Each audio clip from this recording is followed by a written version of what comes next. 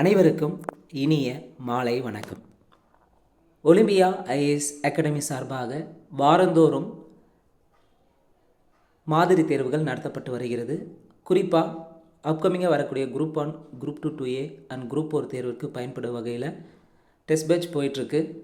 இந்த டெஸ்ட் பேட்சை பொறுத்தவரையும் நிச்சயமாக சிலபஸ் படி எக்ஸாம் பாயிண்ட் ஆஃப்லேருந்து ஒவ்வொரு மாதிரி தேர்வும் ஸ்கூல் புக்லேருந்து முழுமையாக எடுக்கப்பட்டுள்ளது. இந்த டெஸ்ட் பேட்சில் ஜாயின் பண்ண விருப்பம் இருக்கிறவங்க, அதாவது ஏற்கனவே தினசரி மாதிரி தேர்வுகள் பார்த்திங்கன்னா 30 கொஸ்டின்ஸ் பார்த்திங்கன்னா டெய்லி அப்லோட் பண்ணிகிட்ருக்கு. இந்த டெஸ்ட் பேட்சை பொறுத்தவரையும் ஆன்லைன் மாணவர்களுக்கு அப் டு குரூப் 4 எக்ஸாம் வரை பார்த்திங்கன்னா 1000 ரூபாய் என்ற கட்டணத்தில் பார்த்திங்கன்னா எக்ஸாமுக்கான கொஸ்டின் பேப்பர் வித் பிடிஎஃப்பாக வித் ஆன்சர் டிஸ்கஷனும் கொடுக்குதுங்க. ஸோ இந்த டெஸ்ட்டை பொறுத்தவரையும் நியூ பேட்டர்ன் படி சிலபஸ் படி பள்ளி பாடப்புத்தகத்திலிருந்து எடுக்கப்பட்டுள்ளது.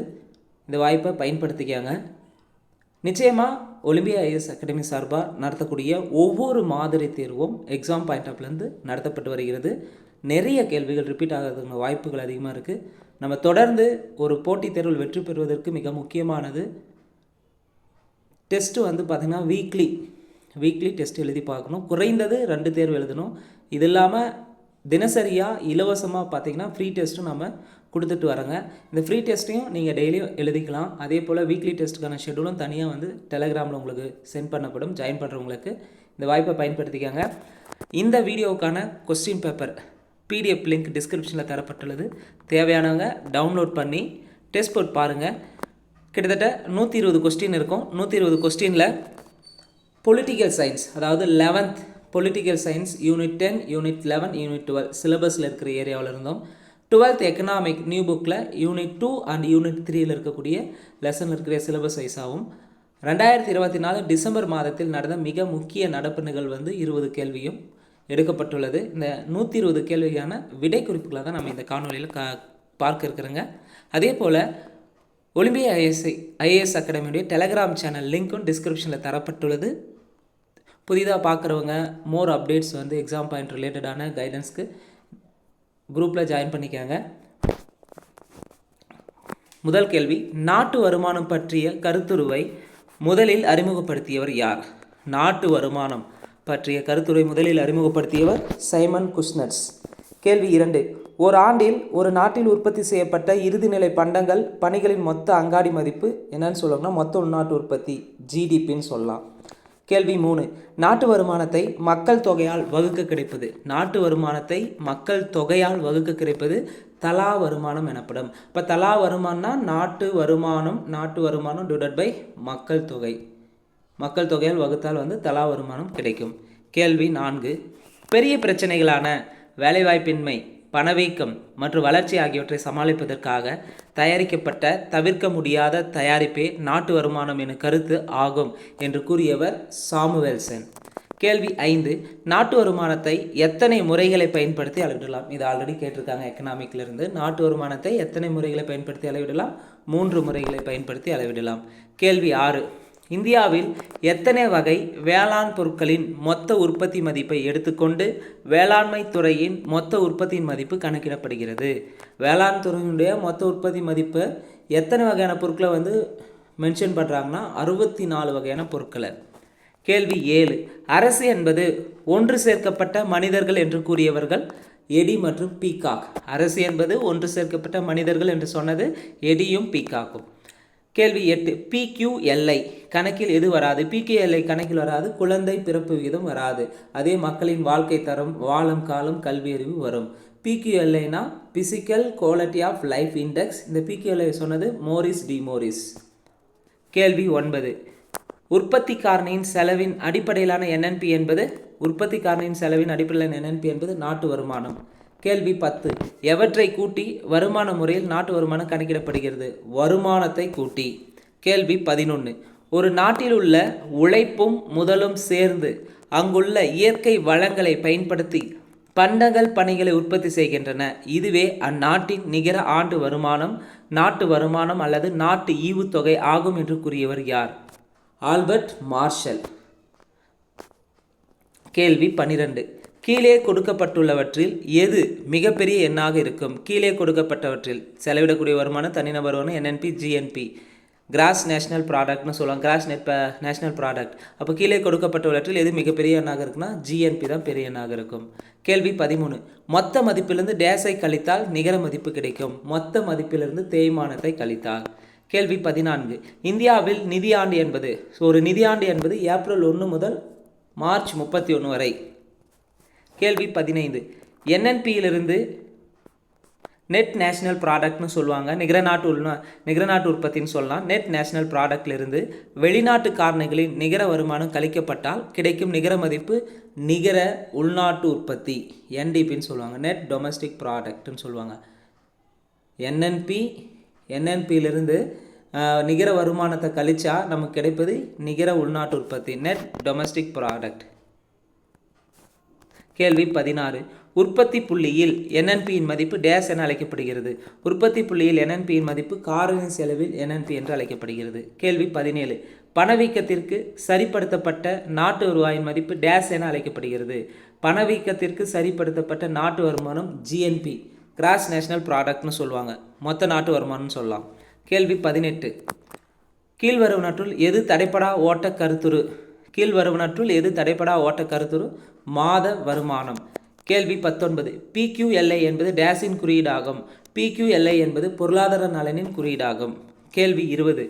ஒரு ஆண்டில் பொருளாதாரத்தின் உற்பத்தி அமைப்பிலிருந்து பண்டங்களும் பணிகளும் உற்பத்தி செய்யப்பட்டு நிகர உற்பத்தியாக அவை இறுதிநிலை நுகர்வோரின் கைகளுக்கு செல்கின்றன அல்லது அந்த நாட்டில் இருக்கக்கூடிய மூலதன பொருட்களின் இருப்போடு நிகர கூடுதலாக சேர்கிறது என்று கூறியவர் சைமன் குஸ்னட்ஸ்.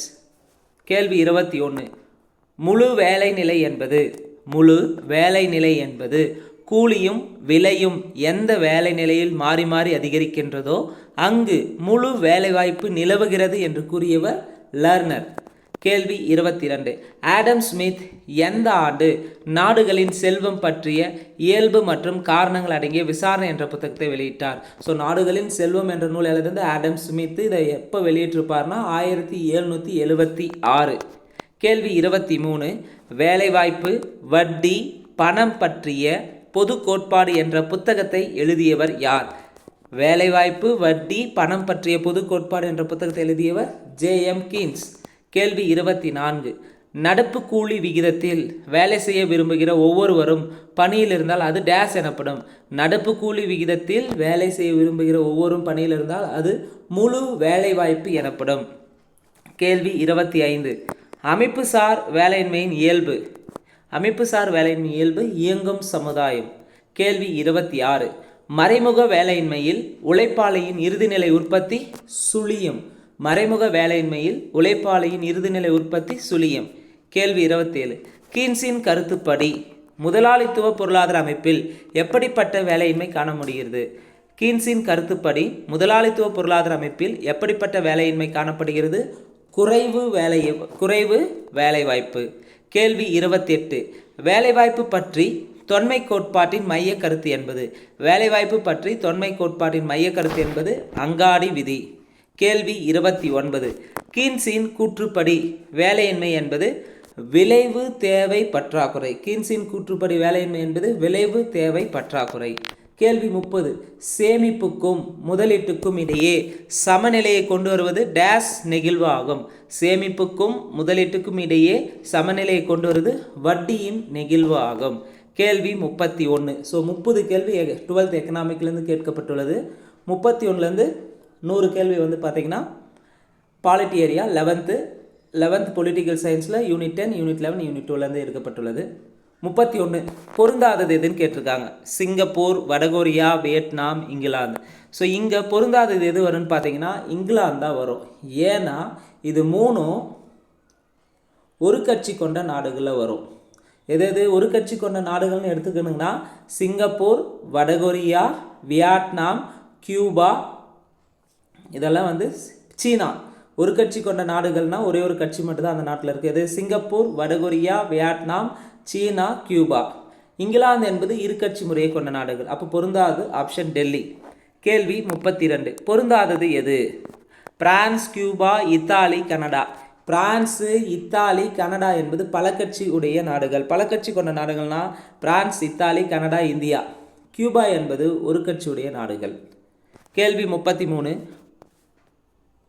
பொது உடைமை கட்சி பொது உடைமை புரட்சி 1917 எந்த நாட்டில் நடைபெற்றது? பொது உடைமை புரட்சினாவே 1917 ரஷ்யாவில் நடைபெற்றது. கேள்வி 34. பின்வரும் கட்சிகளின் தோற்றத்தின் அடிப்படையில் காலவரிசைப்படுத்துக. 1 இந்திய தேசிய காங்கிரஸ், 2 முஸ்லீம் லீக் கட்சி, 3 இந்து மகாசபை கட்சி, 4 கம்யூனிஸ்ட் கட்சி. ஸோ இந்திய தேசிய காங்கிரஸ் எப்போ தொடங்கினாங்க? 1885. முஸ்லீம் லீக் கட்சி 1906, இந்து மகாசபை கட்சி 1916, கம்யூனிஸ்ட் கட்சி எம்என் ராயால் முதல்ல தொடங்கணும் இருப்பாங்க 1920. அப்போது தோற்றத்தின் அடிப்படையில் கால வரிசைப்படுத்த சொல்லியிருக்காங்க. அப்போது 1, 2, 3, 4 சரியாக இருக்கிறது ஆப்ஷன் ஏ. கேள்வி 35. யாருடைய தலைமையின் கீழ் பல தேசிய கட்சிகள் தேசிய அளவிலான மாற்று கட்சியை உருவாக்க இணைந்தன? யாருடைய தலைமையின் கீழ் பல தேசிய கட்சிகள் தேசிய அளவிலான மாற்று கட்சியை உருவாக்க இணைந்தன? ஜெயபிரகாஷ் நாராயணன். கேள்வி 36. ஜனதா கட்சி மத்தியில் ஆட்சி அதிகாரத்தை கைப்பற்றிய ஆண்டு? ஜனதா கட்சி மத்தியில் ஆட்சி அதிகாரத்தை கைப்பற்றிய ஆண்டு 1977. கேள்வி 37. தவறான இணையை தேர்ந்தெடு. இங்கே சுயராஜ கட்சி எப்போ தொடங்குது? 1922. இது ரீசெண்டாக 2024 கேட்டு வச்சுருப்பாங்க. சுயராஜ் கட்சி வந்து பார்த்தீங்கன்னா சுயர்தாஸ் சித்தரஞ்சன் தாஸ் தொடங்கியிருப்பார். சுயராஜ் கட்சி 1922. காங்கிரஸ் சோசியலிச கட்சி 1934 தொடங்கப்பட்டது. தொடங்குது ஆச்சாரியா நரேந்திர தேவ். காங்கிரஸ் சோசியலிஸ்ட் கட்சியை தொடங்குது யார்? ஆச்சாரியா நரேந்திர தேவ். 3 இந்து மகாசபை கட்சி 1915 இருக்கு, தப்பு. இந்து மகாசபை கட்சி 1916 தொடங்கியிருப்பாங்க. இந்து மகாசபை கட்சி 1916 தொடங்கப்பட்டது. 1916. அப்போ தவறான இணை ஆப்ஷன் சி. அதே இந்திய தேசிய காங்கிரஸ் கட்சி 1885 தொடங்கியிருப்பாங்க. சரி, ஆலன் ஆக்டிவ் மியூம் என்பவரால் தொடங்கப்பட்டது. கேள்வி 38. பொருந்தாத இணை எது? இது மாநிலங்கள் இருக்கக்கூடிய கட்சிகள் கேள்வி கேட்டிருக்காங்க. சிரோமணி அகாலிதளம் பஞ்சாப்ல இயங்குது. சமாஜ்வாதி கட்சி மத்திய பிரதேசில் இருக்கானா? கிடையாது. சமாஜ்வாதி கட்சி உத்தரப்பிரதேசில் இருக்கு. அப்போ தவறானது பொருந்தாத இணை ஆப்ஷன் பாம்பே. அதே ராஷ்ட்ரிய ஜனதா தளம் பீகார். தேசிய மாநாட்டு கட்சி ஜம்மு காஷ்மீரில் இருக்கும். மற்றதெல்லாம் சரியாக இருக்குது. 39வது கேள்வி பாருங்களேன். தலைமை பண்பும் கற்றலும் ஒன்றோடு ஒன்று இன்றியமையாதவை என்று கூறியவர். ஸோ தலைமை பண்பும் கற்றலும் ஒன்றோடு ஒன்று இன்றியமையாதவன்னு சொன்னது யார்? John F Kennedy. கேள்வி 40. காங்கிரஸ் கட்சியின் தேர்தல் சின்னம் எதுன்னு கேட்டிருந்தாங்கன்னா கை சின்னம். ரீசெண்டாக கூட பார்த்தீங்கன்னா 2023-24 கேட்டில் இந்த கதிர் அறிவால் கட்சி கொடுத்து கேட்டிருப்பாங்க. இந்திய கம்யூனிஸ்ட் கட்சியுடைய தேசிய சின்னம் என்னன்னு கேட்டிருக்காங்க. அதே போல் அந்த தேசிய சின்னங்களில் நேரத்தை குறித்து கேட்டிருப்பாங்க, இது எந்த கட்சியை சார்ந்தது அப்படின்ட்டு. ஸோ தெளிவாக பார்த்துக்காங்க. நமக்கு அரசியல் கட்சிகள் சிலபஸில் இருக்குது அப் டு குரூப் 1 வரையும். ஸோ இங்கே கை சின்னம் காங்கிரஸ் கட்சி, தாமரை சின்னம் பிஜேபி, இது யானை சின்னம் பகுஜன் சமாஜ், இது கடிகார சின்னம் யாருக்கு வருன்றதை மறக்காமல் கமெண்ட் பாக்ஸில் கமெண்ட் பண்ணுங்கள். கேள்வி 41. பின்வரும் கூற்றுகளில் சரியானது எவை? 4 கூற்றில் எது சரின்னு பார்க்கலாம். வாக்குரிமை எனும் சொல் சுதந்திரம் என்று பொருள்படக்கூடிய பிராங் என்ற ஆங்கிலோ பிரெஞ்சு கலவை சொல்லிருந்து பெறப்பட்டது. அப்போ வாக்குரிமை என்னும் சொல் பார்த்தீங்கன்னா பிராங்க் என்ற ஆங்கிலோ பிரெஞ்சு வார்த்தையிலிருந்து பெறப்பட்டது. இந்த வாக்குரிமைனா சுதந்திரம் என்று பொருள்படும். சரி. 2வது கூற்று இந்திய அரசமைப்பின் பகுதி 16 உறுப்புகள் 324 to 329 தேர்தலை பற்றியதாகும். இங்கே பார்ட் 16 தேர்தலை பற்றி சொல்லுதானா? கிடையாது.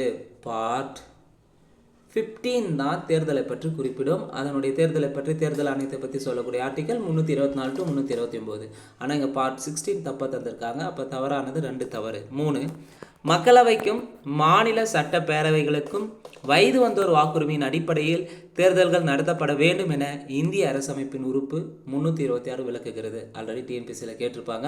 வயது வந்தோர் வாக்குரிமை 18 வயசு ஆகியிருந்தால் வாக்களிக்கலாம்னு சொல்லக்கூடிய ஆர்டிகல் 326. சரி. 4 முன்னரே தேர்தல்கள் என்பவை பண்டைய ஏதென்ஸ், ரோமபுரி ஆகியவற்றிலும் போப்பாண்டவர் மற்றும் ரோமனை பேரரசர்கள் தேர்வு ஆகியவற்றிலும் பயன்படுத்தப்பட்டுள்ளது. சரி. இப்போ இங்கே சரியானது 1, 3, 4 சரி. கேள்வி 42. எத்தனை வகையான பன்மைத்துவ பெரும்பான்மை முறைமைகளை அடையாளப்படுத்தலாம். எத்தனை வகையான பன்மைத்துவ பெரும்பான்மை முறைகளை அடையாளப்படுத்தலாம்னா 5 வகையான. கேள்வி 43. தவறான இணையை தேர்ந்தெடு. முதல் வரையறை சட்டம் ஆணைய சட்டம் 1952 ரொம்ப ரொம்ப முக்கியமான கேள்வி. முதல் வரையறை ஆணைய சட்டம் 52, இரண்டாவது வரையறை ஆணைய சட்டம் 1963, மூன்றாவது வரையறை ஆணைய சட்டம் 1973, நான்காவது வரையறை ஆணைய சட்டம். நான்காவது வரையறை ஆணைய சட்டம் பார்த்தீங்கன்னா 2003 கிடையாது, 2002. நான்காவது வரையறை ஆணைய சட்டம் 2002 வந்துருங்க. இங்கே 3 தந்திருக்காங்க. அப்போ தவறான இணை ஆப்ஷன் டெல்லி. முதல் வரையறை ஆணைய சட்டம் 1952, இரண்டாவது வரையறை ஆணைய சட்டம் 1963, மூன்றாவது அடுத்த 10 வருஷம் 1973, நான்காவது வரையறை ஆணைய சட்டம் 2002. அடுத்த கேள்வி கேள்வி 44. வாக்களிப்பு தொடர்பான கூற்றுகளில் சரியானது எது எவை? 2 கூற்று இருக்கு. இதில் எது சரின்னு பார்க்கலாம்.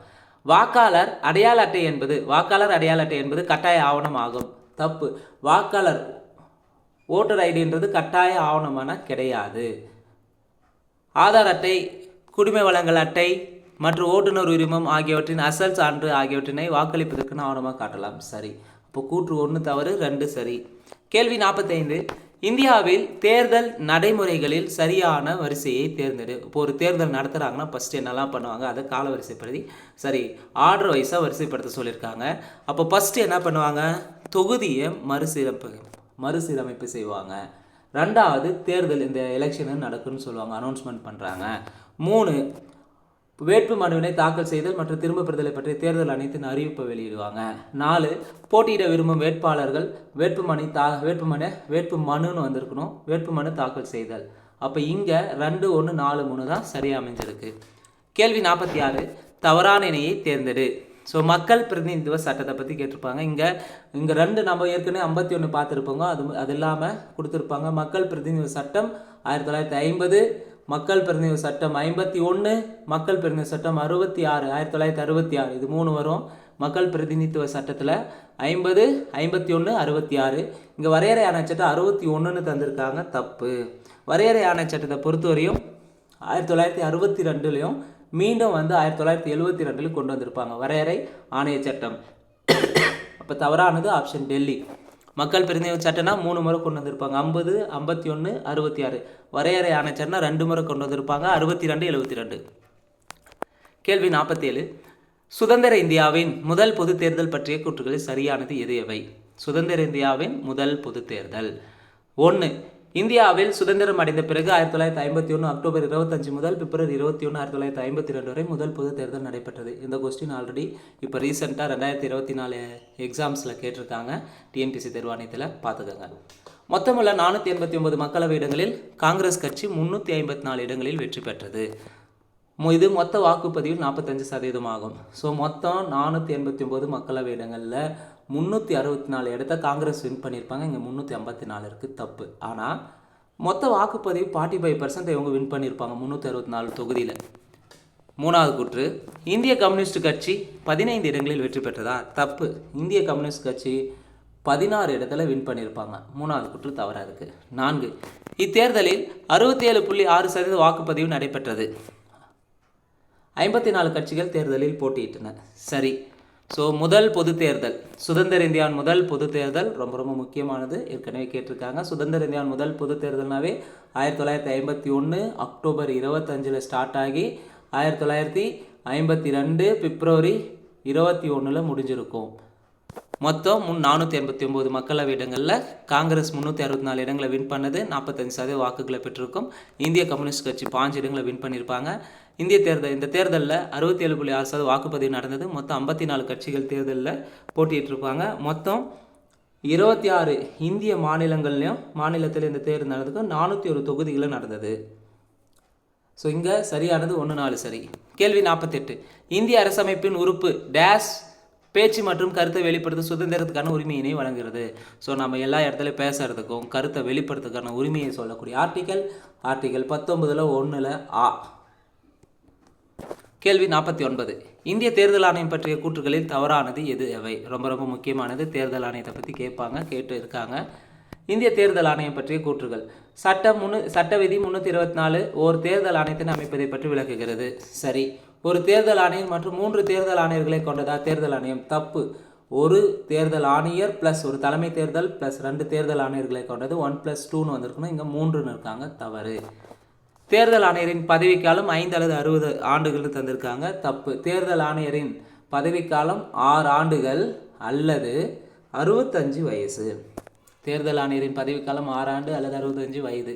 3வது குற்று தவறாக இருக்குது. 4. தலைமை தேர்தல் ஆணையரை உச்சநீதிமன்ற தலைமை நியமிக்கிறாரா? தப்பு. தலைமை தேர்தல் ஆணையரை நியமிப்பவர் குடியரசுத் தலைவர். அப்போ இங்கே என்ன கேள்வி? இந்திய தேர்தல் ஆணையம் பற்றிய கூற்றுகளில் தவறானது எதுன்னு கேட்டிருக்காங்க. தவறானது 2, 3, 4 தவறாக இருக்குது. சரியானது 1 மட்டும் சரி. கேள்வி 50.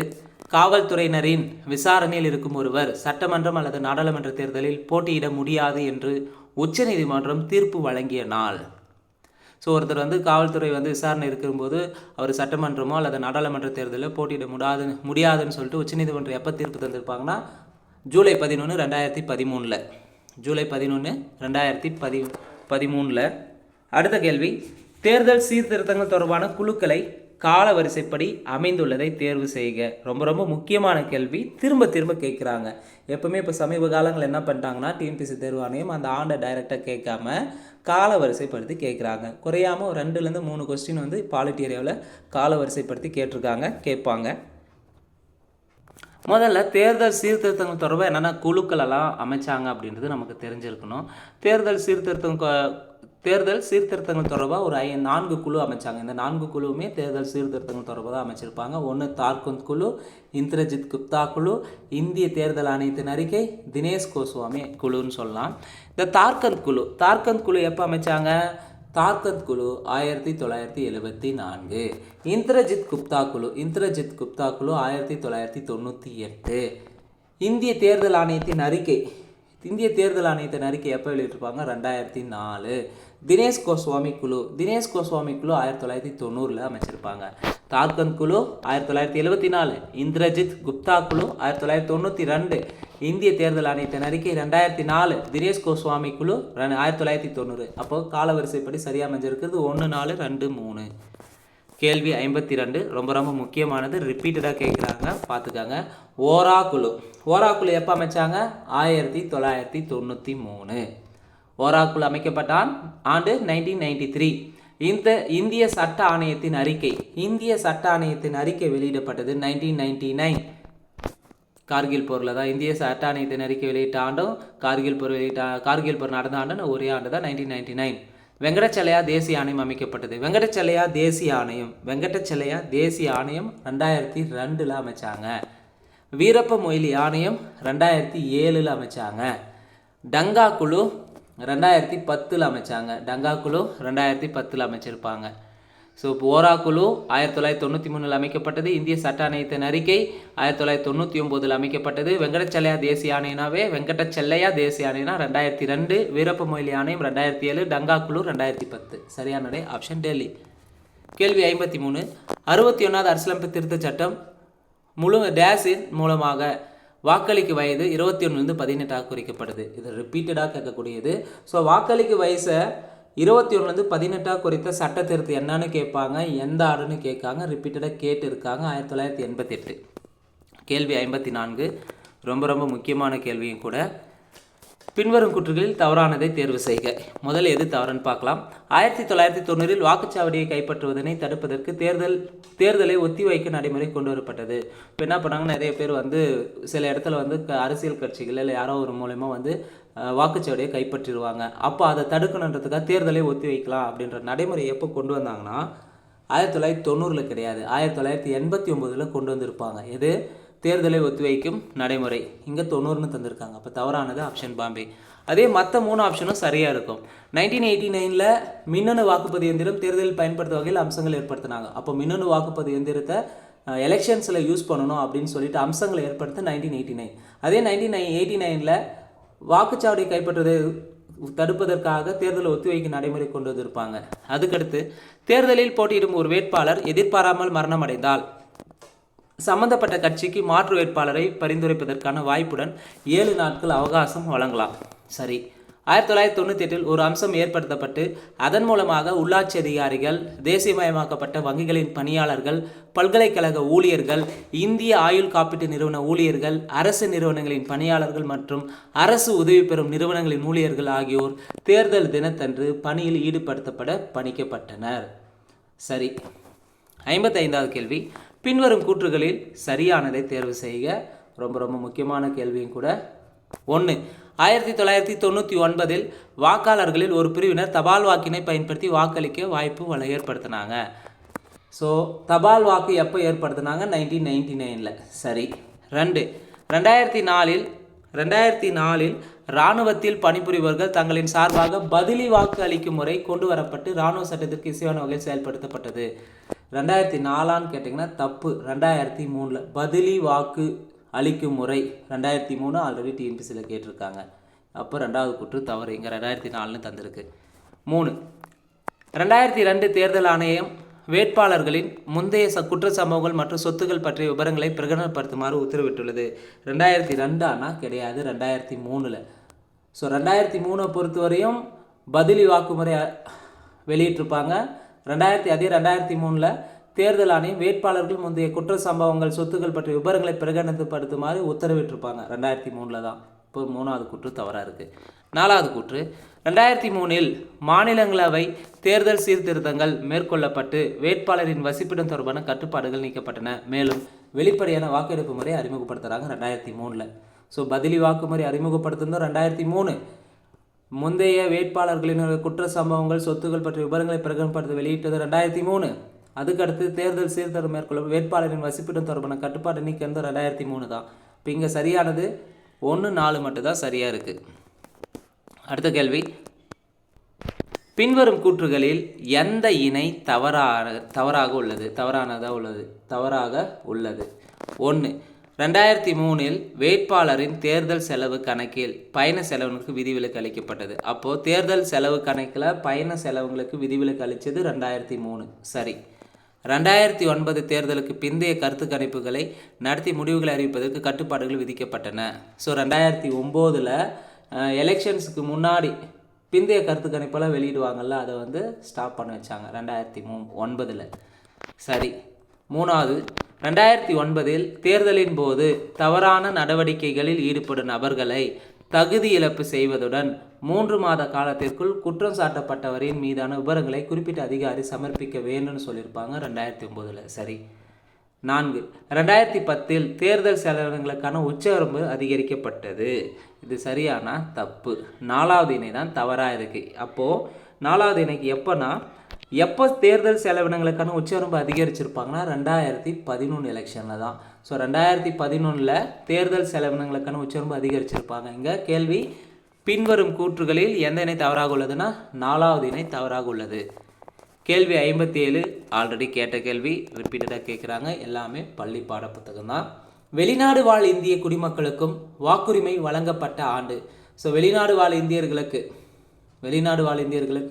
இப்போது ரீசெண்டாக கொண்டாடிருப்பாங்க புவனேஸ்வரில், ஒடிசா ஸ்டேட்டில் 18வது வெளிநாடு வாழ் இந்தியர் தினம் ஜனவரி 9. காந்தி இந்தியாவுக்கு வந்த ஆண்டு 1915. அதை செலிப்ரேட் பண்ணுவாங்க. இந்த ஆண்டு ஒடிசாவில் புவனேஸ்வரில் நடத்தியிருப்பாங்க. ஸோ இங்கே வெளிநாடு வாழ் இந்திய குடிமக்களுக்கு வாக்குரிமை எப்போ தந்தாங்க? 2010 தந்திருப்பாங்க. வெளிநாடு வாழ் இந்திய குடிமக்களுக்கு வாக்குரிமை வழங்கப்பட்ட ஆண்டு 2010. ஆல்ரெடி கேட்ட கேள்வி கேட்குறாங்க. கேள்வி 58, கட்சி தாவல் தடை சட்டம் பற்றிய கூற்றுகளில் சரியானது எது? 1. 52வது சட்ட திருத்தம் 1985 மூலமாக ஒரு கட்சியிலிருந்து மற்றொரு கட்சிக்கு மாறும் நாடாளுமன்ற அல்லது சட்டமன்ற உறுப்பினரை தகுதியிழப்பு செய்யும் நடைமுறை கொண்டு வரப்பட்டது. சரி. இது 9வது அட்டவணையில் இணைக்கப்பட்டது. தப்பு.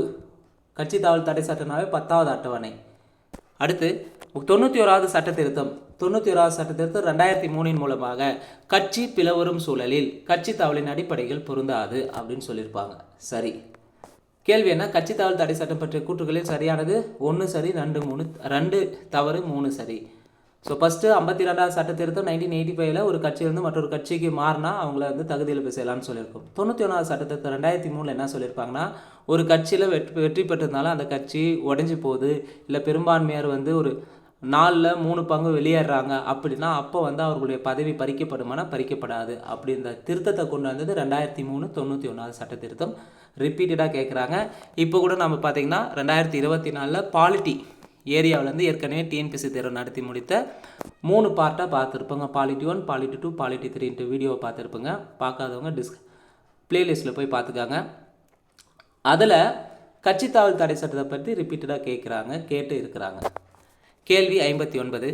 அரசின் நிதி உதவியுடனான தேர்தல்கள் பற்றி ஆராய்வதற்காக அமைக்கப்பட்ட குழு எது? அரசின் நிதி உதவியுடனான தேர்தல்கள் பற்றிய ஆராய்வதற்காக அமைக்கப்பட்ட குழு இந்திரஜித் குப்தா குழு. இந்திரஜித் குப்தா குழு 1998. ஓரா குழு எப்போ அமைச்சாங்க? 93. தினேஷ் கோஸ்வாமி குழு 1990. தார்குந்த் குழு 1974. இங்கே கேள்விக்கு ஆன்சர் சரியான ஆப்ஷன் டெல்லி. இந்திரஜித் குப்தா குழு 98 அமைச்சிருப்பாங்க. கேள்வி 60.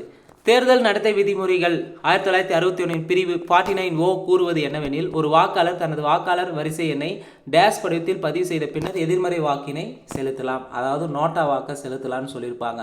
49O தேர்தல் நடத்தை விதிமுறைகள் 1961. எந்த ஃபார்மை ஃபில் பண்ணி நம்ம நோட்டாவை செலுத்தணும்னா 17 ஃபார்மை ஃபில் பண்ணிட்டு நோட்டாவை செலுத்தணும்.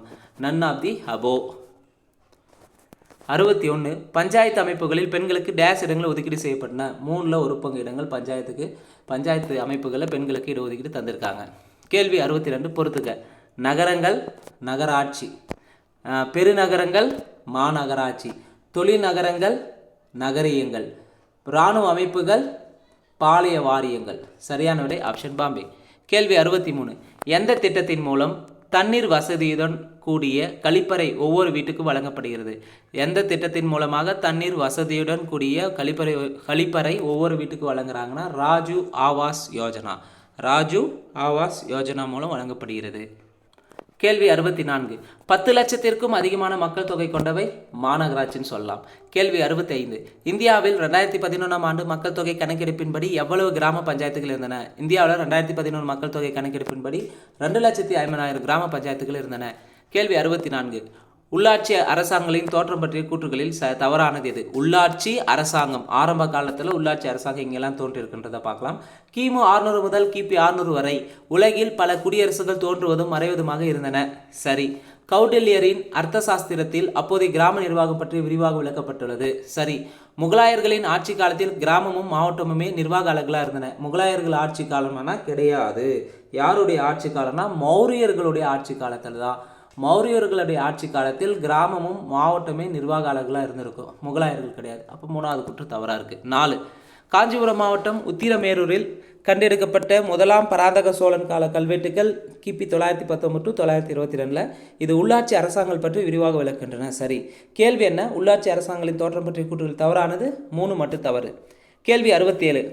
வீர நாராயண சதுர்வேதி மங்கலம் என்ற ஊரின் மகாசபைக்கு நாட்டுக்கு துரோகமிழைத்த துரோகிகளின் சொத்துக்களை பறிமுதல் செய்ய உத்தரவிட்ட சோழ மன்னன் யார்? முதலாம் ராஜராஜ சோழன். வீரநாராயண சதுர்வேதி மங்கலம் என்ற ஊரில் மகாசபைக்கு வந்து நாட்டுக்கு துரோகம் இழைத்த துரோகிகளின் சொத்துக்களை பறிமுதல் செய்ய உத்தரவிட்டிருப்பார் முதலாம் ராஜராஜ சோழன். கேள்வி 68. ஊரக உள்ளாட்சி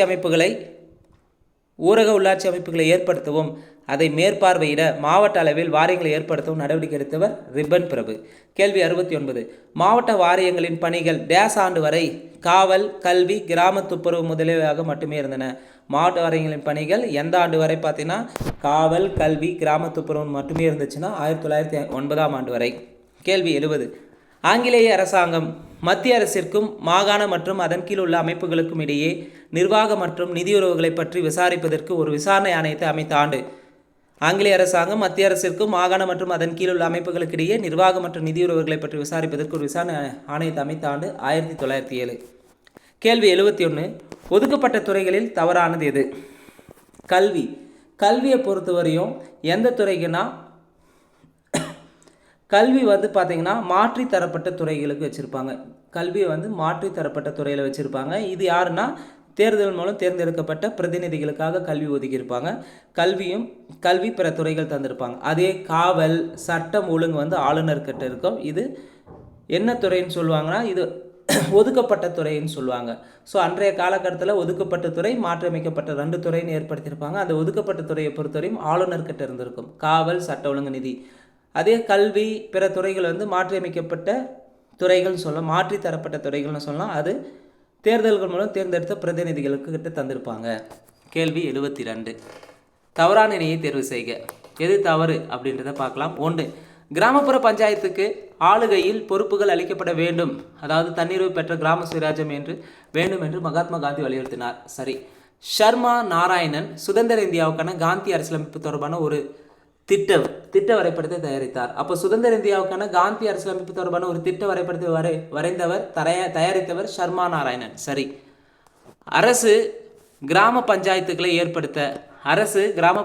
ஏற்படுத்த நடவடிக்கை எடுக்க வேண்டும். அவைகள் சுய ஆட்சியின் அலகுகளாக பணிபுரிய தேவையான அதிகாரங்களையும் திறனையும் வழங்க வேண்டும் என சட்டப்பிரிவு 40 குறிப்பிடுகிறது. இப்போ கிராம பஞ்சாயத்தை பற்றி சொல்லக்கூடிய ஆர்டிகல் 40. சரி. சமூக மேம்பாட்டு திட்டம் 1952 தொடங்கப்பட்டது. அப்போ இங்கே தவறான இணைனா தவறு ஏதுமே இல்லை. 4 ஆப்ஷனும் சரியாக இருக்குது. சரி, 4 கூற்றுகளும் சரியாக உள்ளன. கேள்வி 73. கிராம பஞ்சாயத்துகள் அமைப்பு ரீதியாக உயர்நிலைகளில் உள்ள மக்கள் நிர்வாக அமைப்புகளுடன் இணைக்கப்பட வேண்டும் என்று பரிந்துரைத்த 5ஆண்டு திட்டம் எது? கிராம பஞ்சாயத்துகள் அமைப்பு ரீதியாக உயர்நிலைகளில் உள்ள மக்கள் நிர்வாக அமைப்புகளுடன் இணைக்கப்பட வேண்டும் என்று பரிந்துரைத்த 5ஆண்டு திட்டம் 2ஆம் ஐந்தாண்டு திட்டம். 2ஆம் ஐந்தாண்டு திட்டம் 1956 to 61. கேள்வி 74. திட்ட வடிவமைப்பு குழு ஒன்றை பல்வந்தராய் மேத்தா தலைமையில் மத்திய அரசாங்கம் அமைத்த ஆண்டு. திட்ட வடிவமைப்பு குழு அமைச்சது பல்வந்தராய் மேத்தா குழு 1957 அமைச்சிருப்பாங்க. பல்வந்தராய் மேத்தா குழுனா 3 அடுக்கு பஞ்சாயத்து முறையை வந்து ஏற்படுத்த வேணும்னு பரிந்துரை தந்திருப்பாங்க பல்வந்தராய் மேத்தா குழு. அடுத்த கேள்வி, அசோக் மேத்தா குழு பற்றிய கூற்றுகளில் தவறானது. ரொம்ப ரொம்ப முக்கியமானது. இந்த குழுக்கள், அரசியலமைப்பு சார்ந்த குழுக்கள் தொடர்பாக கண்டிப்பாக கேள்விகளாக இருக்குது. திரும்ப கேட்குறாங்க, தெளிவாக படிச்சு வச்சுக்கோங்க. அசோக் மேத்தா குழு 1977 அமைச்சிருப்பாங்க. இது நிர்வாகம் பரவலாக்கப்பட வேண்டும் மற்றும் நிர்வாகம் உள்ளாட்சி அமைப்புகளின் கட்டுப்பாட்டில் இருக்க வேண்டும் என்று பரிந்துரைத்ததா? கிடையாது. பஞ்சாயத்து ராஜ் அமைப்பு மக்களாட்சி பண்புகளை கொண்ட ஒரு உள்ளாட்சி அரசாங்க அமைப்பாக மாற வேண்டும் சொல்லியிருப்பாங்க. மாவட்ட பஞ்சாயத்து நேரடியாக மக்களால் தேர்ந்தெடுக்கப்பட்ட அமைப்பாக இருக்க வேண்டும் என்று பரிந்துரைத்தது. அசோக் மேத்தா குழுவை பொறுத்தவரையும் 1977 அமைச்சிருப்பாங்க. அறிக்கை சமர்ப்பித்தது 1978 அறிக்கை தந்திருப்பாங்க. இதில் மிக முக்கியமாக பஞ்சாயத்து ராஜ் அமைப்பு மக்களாட்சி பண்புகளை கொண்ட ஒரு உள்ளாட்சி அரசாங்க அமைப்பாக மாற வேண்டும்னு பரிந்துரை தந்தது. அதே போல் அசோக் மேத்தா குழுவில் முதல் பரிந்துரை எதுன்னு பார்த்தீங்கன்னா, மாவட்ட பஞ்சாயத்து நேரடியாக மக்களால் தேர்ந்தெடுக்கப்பட்ட அமைப்பாக இருக்க வேண்டும்னு சொல்லிட்டு முதல் பரிந்துரை இந்த லாஸ்ட் பாயிண்ட் தான், 4வது பாயிண்ட்டை சொல்லியிருப்பாங்க. அப்போ 2வது பாயிண்ட் தப்பு. இதை யார் சொன்னாங்கன்னா, பல்வந்தராய் மேத்தா குழு 1957 அமைக்கப்பட்ட பல்வந்தராய் மேத்தா குழு சொல்லியிருப்பாங்க. 2 அறிக்கையை வந்து சொல்லியிருப்பாங்க. ஒன்று, நிர்வாகம் பரவலாக்கப்பட வேண்டும் என்றும், மற்றும் நிர்வாக உள்ளாட்சி அமைப்புகளின் கட்டுப்பாட்டில் இருக்க வேண்டும் என்று சொன்னது பல்வந்தராய் மேத்தா குழு சொல்லியிருக்கோம். இங்கே தவறானது 2 மட்டும் தவறாக இருக்குது. கேள்வி 76. 73வது மற்றும் 74வது சட்ட திருத்த மசோதாவை நாடாளுமன்றத்தில் அறிமுகம் செய்த ஆண்டு. 73 and 74 எந்த ஆண்டு அறிமுகப்படுத்தினாங்கன்னா 1992. கேள்வி 77. 73வது மற்றும் 74வது சட்ட திருத்தங்கள் இந்திய அரசமைப்பில் எந்த பகுதியிலே சேர்ந்தது? 73, 74வது சட்ட திருத்தம் பார்த்தீங்கன்னா பார்ட் 9 and 9A சேர்த்திருப்பாங்க. ஆர்டிகல் 243 243 ZG வரை வந்து சேர்த்திருக்கோம். கேள்வி 78. மக்கள் தொகை 20 லட்சத்துக்கும் மிகாமல் மக்கள் தொகை 20 லட்சத்துக்கும் மிகாமல் உள்ள மாநிலங்கள் மற்றும் யூனியன் பிரதேசங்கள் கிராமம், ஒன்றியம் மற்றும் மாவட்டத்தை கொண்ட 3 அடுக்கு பஞ்சாயத்து அமைப்பு ஒன்றை ஏற்படுத்த வேண்டும் என 73வது அரசமைப்பு சட்ட திருத்தத்தின் மூலம் சேர்க்கப்பட்ட அரசமைப்பு சட்டப்பிரிவு டேஸ் கூறுகிறது. ஆர்டிகல் 243 பி சொல்லுது. ஆர்டிகல் 243 பி என்ன சொல்லுதுன்னா, 20 லட்சத்துக்கு மேலே இருக்கக்கூடிய மாநிலம், யூனியன் பிரதேசங்கள், கிராமம், ஒன்றியம் மற்றும் மாவட்டத்தை கொண்ட 3 அடுக்கு பஞ்சாயத்து அமைப்பு முறையை ஏற்படுத்தணும்னு சொல்லிட்டு 73வது சட்ட திருத்தத்தில் ஆர்டிகல் 243B குறிப்பிடுகிறது. கேள்வி 79. பின்வரும் கூற்றுகளை கவனி. 4 கூற்றுகள் எது தவறுன்னு கேட்டிருக்காங்க. மேற்கண்ட கூற்றுகளில் தவறானது எது? கேள்வியோ கரெக்டாக உள்வாங்கணும். 1. கிராம பஞ்சாயத்தின் எல்லையை முதல்வர் ஒரு அறிக்கை மூலம் தீர்மானிக்கலாம். ஸோ கிராம பஞ்சாயத்தின் எல்லையை அறிக்கை மூலம் தீர்மானிப்பது யாரும் முதல்வரான கிடையாது. யார் அறிக்கை மூலம் தீர்மானிப்பார்? ஆளுநர். ரெண்டாவது கூற்று பாருங்க, இடைநிலையில் உள்ள பஞ்சாயத்தான ஒன்றிய பஞ்சாயத்தையும் ஆளுநர் தன் அறிக்கை மூலம் தீர்மானிக்கிறார். சரி. ஒரு கிராம பஞ்சாயத்தின் வாக்காளர் பட்டியலில் உள்ள அனைவருக்கும் கிராம சபை உறுப்பினர்கள் ஆவர். சரி. பெண்களுக்கு மொத்த இடங்களில் 1/3 மிகாமல் இடஒதுக்கீடு வழங்கப்படுகிறது. சரி. அப்போ 79க்கு பின்வரும் கூற்றுகளை கவனி. மேற்கண்ட கூற்றுகள் தவறானது, 1 மட்டும் தவறு. கேள்வி 80, ஜவஹர்லால் நேரு அவர்கள் ராஜஸ்தான் மாநிலம் நகவூரில் பஞ்சாயத்து ராஜுக்கு அடிக்கல் நாட்டிய நாள். ஸோ ஃபஸ்ட்டு பஞ்சாயத்து ராஜ் இந்தியாவில் எங்கே வந்ததுன்னா ராஜஸ்தானில் தான். இதை ஆல்ரெடி கேட்டிருக்காங்க. அக்டோபர் 2, 1959 அடிக்கல் நாட்டியிருப்பாங்க பஞ்சாயத்து ராஜுக்கு. யார்? ஜவஹர்லால் நேரு. அக்டோபர் 2, 1959. அடுத்த கேள்வி, 3 அடுக்கு பஞ்சாயத்து ராஜ் அமைப்பு முறை எந்த சட்ட திருத்தத்தின் மூலம் ஏற்படுத்தப்பட்டது? 3 அடுக்கு பஞ்சாயத்து ராஜ் அமைப்பு முறையினாவே 73வது சட்ட திருத்தம். 73வது சட்ட திருத்தம் 1992. கேள்வி 82வது கேள்வி, தவறானது எது? ஸோ தினங்கள் குறிப்பாக கிராம சபை நடைபெற தினங்களில் தவறுன்னு கேட்டிருக்காங்க. குடியரசு தினம் ஜனவரி 26, சரி. உலக தண்ணீர் தினம் மார்ச் 22, சரி. சுதந்திர தினம் ஆகஸ்ட் 15, சரி. உள்ளாட்சி தினம் நவம்பர் 30, நவம்பர் 1. ஸோ இது பார்த்திங்கன்னா இந்த நாட்களில் கிராம சபைகள் நடைபெறும். தமிழ்நாட்டை பொறுத்தவரையும் வருஷத்துக்கு 6 முறை நடைபெறுது. சுதந்திர தினத்தில், அதுக்கு அடுத்து பார்த்திங்கன்னா தொழிலாளர் தினமான மே 1லும், குடியரசு தினத்திலும், உலக தண்ணீர் தினத்திலும், உள்ளாட்சி தினத்திலும் நடத்தப்படுகிறது. கேள்வி 83, பாளைய வாரியங்கள் சட்டம் இயற்றப்பட்ட ஆண்டு. பாளைய வாரியங்கள் சட்டம் இயற்றப்பட்ட ஆண்டு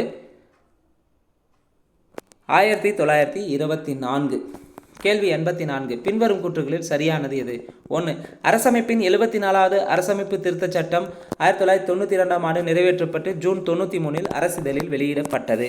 ஸோ 73, 74வது அரசமைப்பு சட்டம் 92 தான் நிறைவேற்றிருப்பாங்க. நடைமுறைக்கு வந்தது ஜூன் 93. சரி. பஞ்சாப் நகராட்சிகள் சட்டம் 1911 இயற்றப்பட்டது. சரி. பஞ்சாப் நகராட்சிகள் மசோதா 1998 கொண்டு வரப்பட்டது. பஞ்சாப் நகராட்சிகள் சட்டம் 1911, பஞ்சாப் நகராட்சிகள் மசோதா 1998 கொண்டு வரப்பட்டது. அப்போ இங்கே சரியானது 1, 2, 3 சரி. கேள்வி 85, நகர்மன்றத்தின் பணிகள் பொறுப்புகள் இந்திய அரசமைப்பில் எந்த அட்டவணையில் கூறப்பட்டது? நகர்மன்றனாவே 12வது அட்டவணை. கேள்வி 86, மாநகராட்சி அமைப்புகள் பற்றிய கூற்றுகளில் சரியானது எது? ஆரம்ப காலத்தில் மாநகராட்சி அமைப்புகள் மும்பை, சென்னை, கொல்கத்தாவில் உருவாக்கப்பட்டன. சரி. மாநகராட்சி அமைப்பு என்பது ஓர் சட்டப்பூர்வமற்ற நிர்வாக அமைப்பா? மாநகராட்சினாவே ஒரு சட்டப்பூர்வ, இங்கே பூர்வமற்றன்னு இருக்குது, தப்பு. சட்டப்பூர்வமான ஒரு நிர்வாக அமைப்பு ஆகும். மாநகராட்சியின் தலைமை நிர்வாகி மேயரா? கிடையாது, ஆணையர். மாநகராட்சியின் தலைமை நிர்வாகி மேயர் வரமாட்டார், ஆணையர். ஆணையர் தான் வருவார். ஒரு ஐஏஎஸ் ஆஃபீஸர் இருப்பாங்க. ஸோ மாநகராட்சி அமைப்புகள் பற்றிய கூற்றுகள் சரியானது 1 மட்டும் தான் சரியாக இருக்குது. கேள்வி 87, இந்திய அரசமைப்பின் 12வது அட்டவணை மாநகராட்சி மேற்கொள்ள வேண்டிய டேஸ் பணிகளை பட்டியலிடப்பட்டுள்ளது. 18 பணிகள். பஞ்சாயத்து ராஜ்னா 26 பணிகள் வரும். மாநகராட்சினா, நகராட்சினா 18 பணிகள் ஒதுக்கியிருப்பாங்க. கேள்வி 88, மாநகராட்சி ஆணையர் பற்றிய கூற்றுகளில் தவறானது எது? ஸோ ஆணையர் மாநகராட்சியின் தலைமை நிர்வாகி ஆவார். சரி. இந்திய நிர்வாக பணியை சேர்ந்தவர். சரி. மாநகராட்சி ஆணையர் நியமிக்கும் அதிகாரம் மத்திய அரசிடம் உள்ளதா? தப்பு. மாநகராட்சி ஆணையரை நியமிக்கும் அதிகாரம் மாநில அரசிட்ட இருக்குது. மாநகராட்சி ஆணையரின் பதவிக்காலம் 4 ஆண்டுகளா? தப்பு, 3 ஆண்டுகள். மாநகராட்சி ஆணையரின் பதவிக்காலம் 3 ஆண்டுகள். மாநகராட்சி சட்டத்தை நடைமுறைப்படுத்துவதில் அரசின் முழு அதிகாரம் நிறைந்தவர் ஆணையர் ஆவார். சரி. அப்போ கேள்வி என்ன? மாநகராட்சி ஆணையர் பற்றிய கூற்றுகள் தவறானது, 3, 4 தவறு. கேள்வி 89, தமிழ்நாட்டில் எத்தனை கிராம பஞ்சாயத்துகள் உள்ளன? தமிழ்நாட்டில் 12,620 கிராம பஞ்சாயத்து உள்ளன. கேள்வி 90, முதலாக தமிழ்நாடு பஞ்சாயத்துக்கள் சட்டம் இயற்றப்பட்ட ஆண்டு. ஸோ ஃபஸ்ட்டு பஞ்சாயத்து சட்டம், தமிழ்நாடு பஞ்சாயத்து சட்டம் 58 இயற்றியிருப்பாங்க. அதுக்கப்புறம் திருத்தி புதிய தமிழ்நாடு பஞ்சாயத்து சட்டம்னா 94, திருத்தப்பட்டது 96. ஸோ முதலாக தமிழ்நாடு பஞ்சாயத்துகள் சட்டம் 58 ஏற்படுத்தினாங்க. பிறகு புதிய பஞ்சாயத்து சட்டமாக தமிழ்நாடு ஏற்படுத்தினது 94, அதை திருத்தினது 96. கேள்வி 91, பின்வரும் கூற்றுகளில் சரியானது எது? 1, 1994 சட்டத்தின்படி தமிழ்நாட்டில் முதலில் நடைபெற்ற உள்ளாட்சி தேர்தலில் மொத்தமாக 1,17,000 பிரதிநிதிகள் பஞ்சாயத்தின் 3 அடுக்குகளுக்கும் தேர்ந்தெடுக்கப்பட்டனர். சரி. தமிழகத்தில் நகர உள்ளாட்சி அமைப்புக்கான தேர்தல் 1996, 2001, 2011 ஆண்டுகளில் நடைபெற்றது. தமிழ்நாட்டில் நகர உள்ளாட்சி அமைப்புக்கான தேர்தல் 1996, 2001 2011 ஆண்டுகள் நடைபெற்றது. சரி. இந்தியாவில் இதுவரை 19 மாநிலங்கள் மட்டும்தான் தங்களது சட்டசபையில் உள்ளாட்சி அமைப்புகளை ஏற்படுத்தி இசை தந்துள்ளன. 19 மாநிலமான கிடையாது, 18 மாநிலங்கள். இப்போ 3வது கூற்று தவறு. 4. தமிழ்நாடு நகர்ப்புற சட்டங்கள் 4வது திருத்த மசோதா 2018 சரி மற்றும் தமிழ்நாடு பஞ்சாயத்துகள் 2வது திருத்தம் மசோதா 2019 இரண்டும் ஊரக மற்றும் நகர்ப்புற உள்ளாட்சி அமைப்புகளின் சிறப்பு அதிகாரங்களின் பதவிக்காலத்தை மேலும் 6 மாதங்களுக்கு நீட்டித்தது. இங்கே தமிழ்நாடு நகர்ப்புற சட்டங்கள் 4வது திருத்த மசோதா 2018 சரி, தமிழ்நாடு பஞ்சாயத்துகள் 2வது திருத்த மசோதா 2019 ஆனால் கிடையாது, 2018 வரும். இது ரெண்டுமே ஒரே ஆண்டு தான். இது என்ன சொல்லியிருப்பாங்கன்னா, இரண்டும் ஊரக மற்றும் நகர்ப்புற உள்ளாட்சி அமைப்புகளின் சிறப்பு அதிகாரங்களின் பதவிக்காலத்தை மேலும் 6 மாதங்கள் நீட்டித்தது அப்படின்னுக்காங்க. இங்கே 2019 தந்திருக்காங்க, தவறு. அப்போ சரியானது கேட்டிருக்காங்க 1, 2 சரி. கேள்வி 92. பாளைய வாரிய சட்டம். பாளைய வாரிய சட்டம் இயற்றப்பட்ட ஆண்டு 2006. கேள்வி 93. எப்போது ரிப்பன் பிரபு தீர்மானம் ஏற்கப்பட்டது? எப்போது ரிப்பன் பிரபு தீர்மானம் ஏற்கப்பட்டது? 1882. கேள்வி 94. மாவட்ட திட்டக்குழு கீழ்வருவனற்றால் உருவாக்கப்பட்டது. மாவட்ட திட்டக்குழு 73வது அமெண்ட்மெண்ட் மூலமா ஏற்படுத்தியிருப்பாங்க 1993. கேள்வி 95. இந்த கொஸ்டின் பார்த்தீங்கன்னா, அரசமைப்பு சட்டத்தின்படி 3 அடுக்குகளை கொண்ட பஞ்சாயத்து அமைப்பினை பொறுத்துக அப்படின்னு ஒரு கேள்வி கேட்டிருக்காங்க. இந்த கேள்வி 2024 நடந்த குரூப் 4 எக்ஸாமில் கேட்ட கொஸ்டின் பாலிட்டி ஏரியாவிலேருந்து. இந்த கொஸ்டின் எங்கே இருந்ததுன்னு பார்த்தீங்கன்னா 11th 12வது லெசனில் கொடுத்துருக்காங்க உள்ளாட்சி அமைப்புகளில். அங்கேருந்து புக் பேக் கொஸ்டினாக எடுத்து வச்சுருக்காங்க. ஸோ நம்ம ஸ்கூல் புக்கை முழுமையாக படிச்சிருக்கணும். படிச்சுட்டு இருந்தால் மட்டும் போதாது, ரிவைஸ் பண்ணியிருக்கணும். மீண்டும் நம்ம ரிவைஸ் பண்ணியிருந்தால் கண்டிப்பாக இந்த கொஸ்டின் பெரும்பான்மை நிறைய பேர் மிஸ்டேக்ஸ் பண்ணியிருப்பாங்க. எங்கேருந்தா கேட்டிருக்காங்க அப்படின்னு பார்த்தா ஸ்கூல் புக்கில் இருந்தால் கேட்டிருக்காங்க. 11th political science book back question. அப்போது 3 அடுக்குகளை கொண்ட பஞ்சாயத்து அமைப்பில் சரியானது ஃபஸ்ட்டு கிராம பஞ்சாயத்து, 2 இடைநிலை பஞ்சாயத்து, 3 மாவட்ட பஞ்சாயத்து. கிராம பஞ்சாயத்து, இடைநிலை பஞ்சாயத்து, மாவட்ட பஞ்சாயத்து. கேள்வி 96. எதன் மூலம் இரட்டை ஆட்சி முதலில் ஏற்படுத்தினாங்க? இரட்டை ஆட்சி முதல்ல ஏற்படுத்து 1919 சட்டம், இந்திய அரசாங்க சட்டம் 1919. கேள்வி 97. நகர்பாலிகா சட்டம் கொண்டு வரப்பட்ட ஆண்டு? நகர்பாலிகா சட்டம் கொண்டு வரப்பட்ட ஆண்டு 1992. கேள்வி 98. மாநில நிதி ஆணையத்தின் பொறுப்புகள். மாநில நிதி ஆணையம் என்ன பண்ணுவாங்கன்னா, வரி வருவாயை மாநில அரசுக்கும் உள்ளாட்சி அமைப்புகள் பகிர்தல் தொடர்பாக பரிந்துரை தருவாங்க. கேள்வி 99. கீழ்வரும் எந்த தேர்தலில் அரசியல் கட்சிகளுக்கு பங்கு கிடையாது?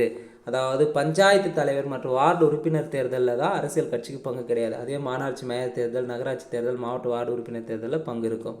இங்கே ஆன்சர் டி. 100வது கேள்வி. மாநிலங்களில் உள்ளாட்சி தேர்தலை நடத்துவது யார்? மாநிலங்கள் உள்ளாட்சி தேர்தலை நடத்துவது மாநில தேர்தல் ஆணையம். 101 120 வரை டிசம்பர் 2024 நடந்த மிக முக்கியமான நடப்பு நிகழ்வுகளிலிருந்து 20 கேள்வி. தவறானது எதுன்னு கேட்டிருக்காங்க. கருணை கொலைக்கு ஒப்புதல் தந்திருக்கு. சமீபத்தில் எந்த நாடு கருணை கொலைக்கு ஒப்புதல் தந்திருக்காங்கன்னா இங்கிலாந்து. சரி. அஷ்டலட்சுமி மகோத்சவ விழா எங்கே நடந்தது? மேகாலயாவுனா கிடையாது. அஷ்டலட்சுமி மகோத்சவ விழா எங்கே நடந்ததுன்னா டெல்லியில் நடந்தது. அக்னி வாரியர் போர் பயிற்சி இந்தியா மற்றும் சிங்கப்பூருக்கு இடையே நடைபெற்றது. சரி. தென்னிந்திய ஆதிவாசி அறிவு மையம் கர்நாடகாவில் தொடங்கியிருப்பாங்க. கேள்வி 102. பின்வரும் எந்த கிராமம் தேசிய பஞ்சாயத்து விருதை வென்றது? பின்வரும் எந்த கிராமம் தேசிய பஞ்சாயத்து விருதை வென்றது? உடி புத்ருக் கிராமம் தான் தேசிய பஞ்சாயத்து விருதை பெற்றிருக்கும். கேள்வி 103. தமிழ் இலக்கிய மறுமலர்ச்சி நாள் எப்போது அனுசரிக்கப்படும் என தமிழக முதல்வர் மு க ஸ்டாலின் அறிவித்தார். தமிழ் இலக்கிய மறுமலர்ச்சி நாள் உவேசாவனுடைய பிறந்தநாளை முன்னிட்டு தமிழ் இலக்கிய மறுமலர்ச்சி நாள் அனுசரிக்கப்படும் சொல்லிட்டு தமிழக முதல்வர் அனௌன்ஸ்மெண்ட் பண்ணியிருப்பார் பிப்ரவரி 19. கேள்வி 104. இந்திய திறனறிக்கை 2025 படி இந்திய 2025 இந்தியாவில் வேலைவாய்ப்புக்கான சிறந்த மாநிலம் எது? கேரளா. கேள்வி 105. பின்வரும் கூற்றுகளில் சரியானது எது? 1. மத்திய அரசின் உதயம் தளத்தில் பெண்கள் நடத்த சிறு தொழில்களின் தரவரிசையில் தமிழகம் முதல் இடத்துல இருக்குது. தப்பு. சிறு தொழில்களின் தரவரிசையில் தமிழ்நாடு செகண்ட் பிளேஸில் இருக்குது. இந்திய வேளாண் ஆராய்ச்சி கவுன்சிலின் கூற்றுப்படி விவசாய கழிவுகளை அதிக அளவில் எரிக்கும் மாநிலம் உத்தரப்பிரதேசம். தப்பு.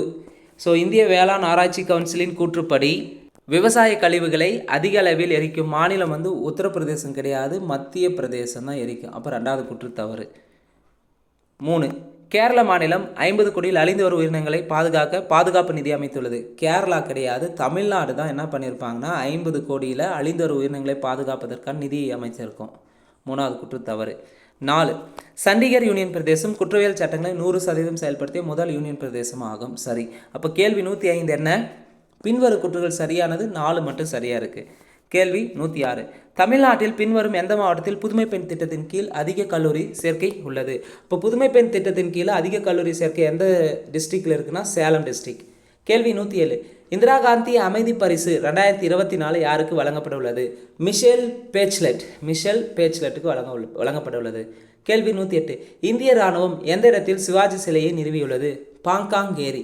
இந்திய இராணுவம் எந்த இடத்தில் சிவாஜி சிலையை நிறுவியிருக்கு? பாங்காங் ஏரியில். கேள்வி 109. 2034 ஆண்டு பிபா உலகக்கோப்பை எந்த நாட்டில் நடைபெறும்? 2034 பிபா உலகக்கோப்பை பார்த்திங்கன்னா சவுதி அரேபியாவில் நடைபெறும். கேள்வி 110.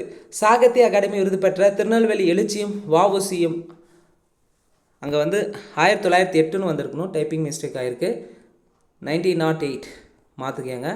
சாகித்ய அகாடமி விருது பெற்ற திருநெல்வேலி எழுச்சியும் வஉசியும் 1908 என்ற ஆய்வு நூலின் ஆசிரியர் யார்? வெங்கடாச்சலபதி. 2024க்கான தமிழ் மொழிக்கான சாகித்ய அகாடமி விருது கிடைச்சிருக்கும்.